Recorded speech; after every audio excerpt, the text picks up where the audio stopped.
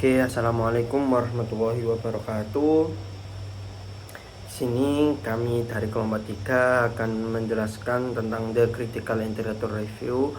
Sebelumnya izinkan perkenalan diri dari kelompok kami, yaitu dari saya sendiri Muktafil Amiladiar dengan NPM akhir 355. Selanjutnya dengan rekan saya Ahmad Hafiz Rizky dengan NPM akhir 003. Selanjutnya dengan rekan saya Muhammad Akbar Adalah Gagas Saputra dengan NPM akhir 018. Selanjutnya dengan rekan saya yang terakhir Muhammad Wafi Azizi dengan NPM akhir 010. Baik, jadi materi pertama kita akan bahas mengenai bagaimana cara melakukan literasi review atau tinjauan literatur.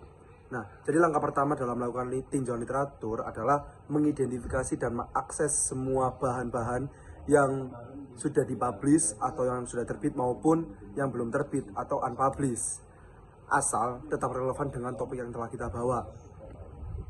Makanya sekarang kita akan bahas mengenai data sources atau sumber-sumber data. Nah, kualitas tinjauan literatur itu ditentukan oleh pemilihan sumber. Biasanya buku dan jurnal akademik itu yang paling utama.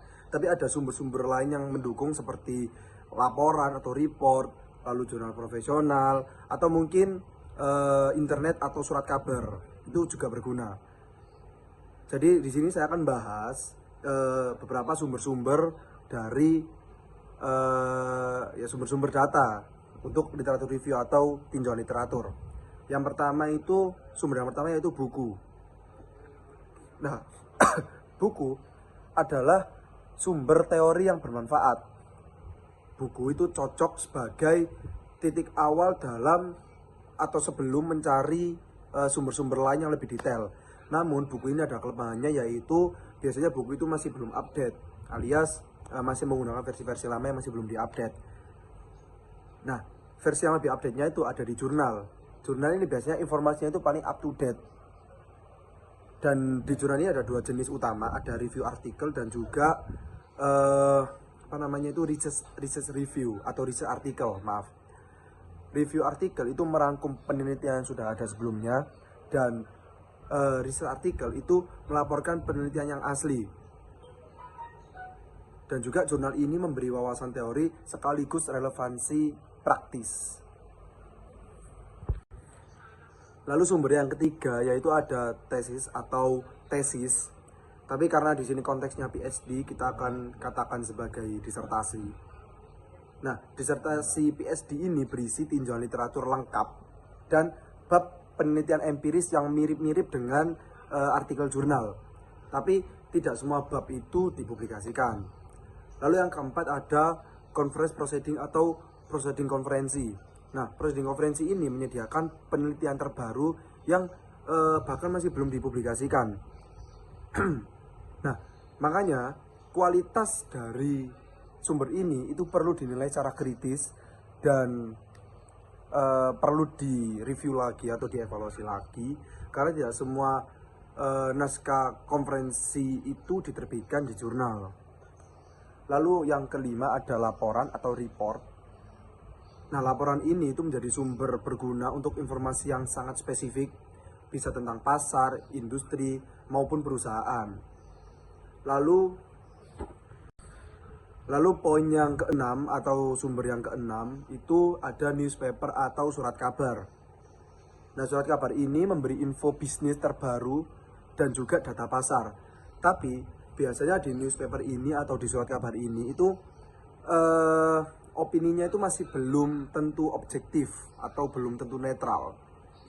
Dan terakhir ada sumber yang terakhir yaitu internet.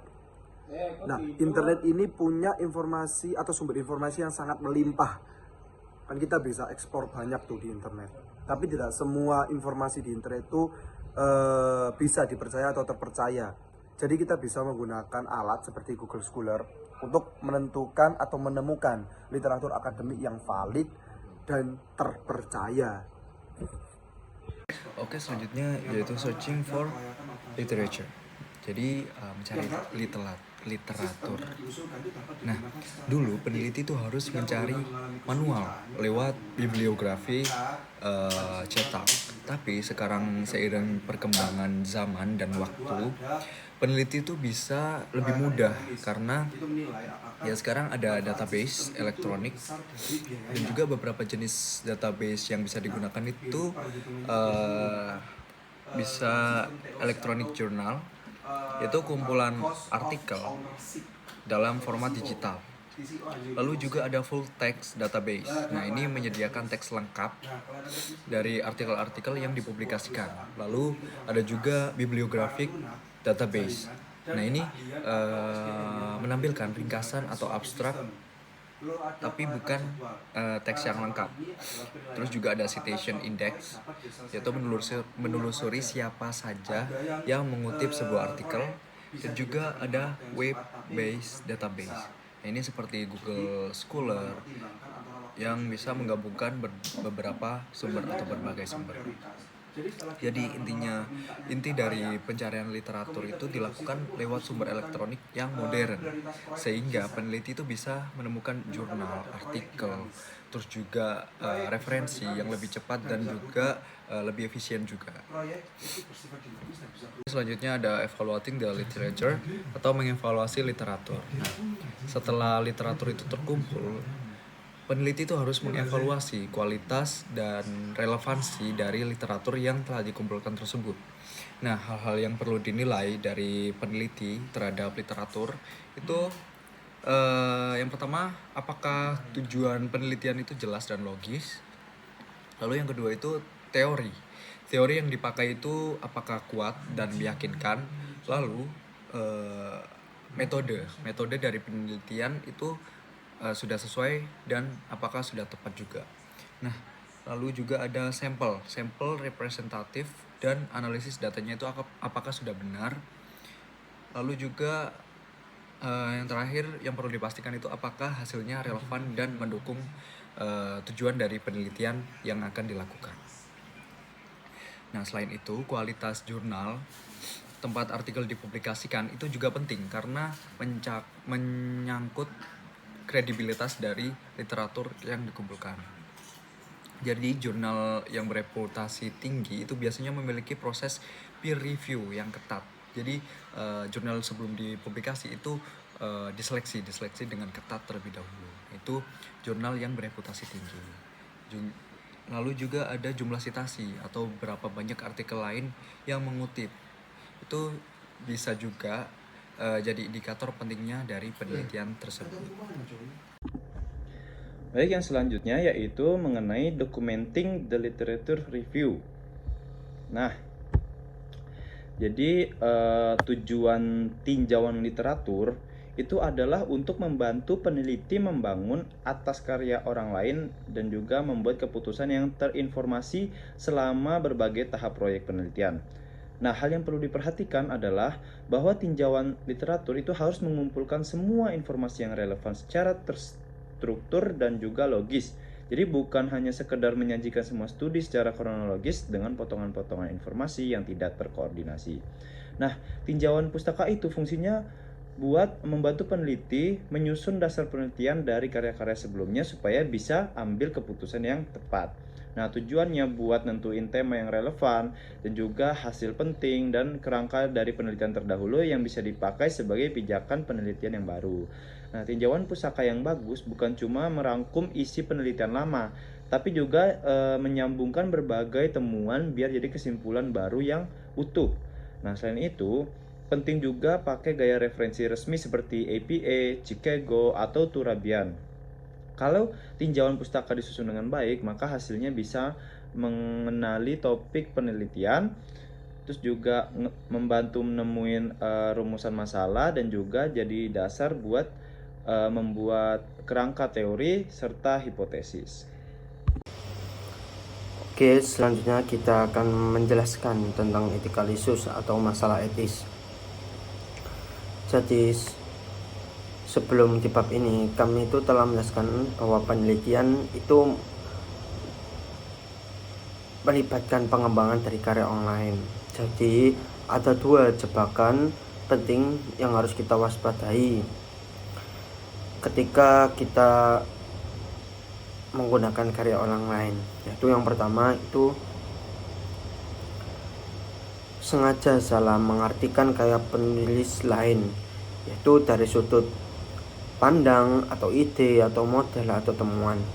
Yang kedua yaitu plagiarisme itu menggunakan kata-kata, argumen atau ide asli milik orang lain, dan itu menganggap seolah-olah itu kita milik sendiri. Itu harus kita waspadai. Jadi di era informasi saat ini, menyalin dan menempel informasi itu dari sumber daring ke dalam makalah penelitian itu menjadi sangat mudah. Jadi hal ini itu dapat menimbulkan godaan untuk menyalin bagian teks punya bagian teks yang signifikan. Jadi karya orang lain itu kita simpan buat kita sendiri. Itu tidak boleh karena melanggar kode etik. Jadi selanjutnya ada ilmuwan Eijkman dan Van Schaick tahun 2007. Itu ada dua alasan lain untuk kita bisa menganggap plagiarisme itu dengan sangat serius dikemukakan. Itu mereka itu menunjukkan bahwa yang pertama, plagiarisme itu mempersulit membaca untuk memverifikasi apakah klaim Anda tentang penulis dan sumber lain itu akurat. Yang kedua yaitu ketika Anda berpartisipasi dalam debat ilmiah, itu kan Anda itu perlu menunjukkan atau memperjelas posisi Anda serta ucapan yang Anda ucapkan itu sumber dari mana. Itu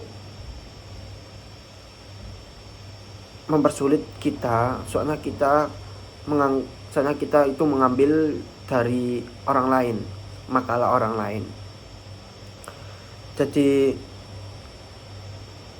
untuk menghindari plagiarisme itu kita itu perlu mematuhi aturan referensi, sumber yang jelas, kita dapat dari mana,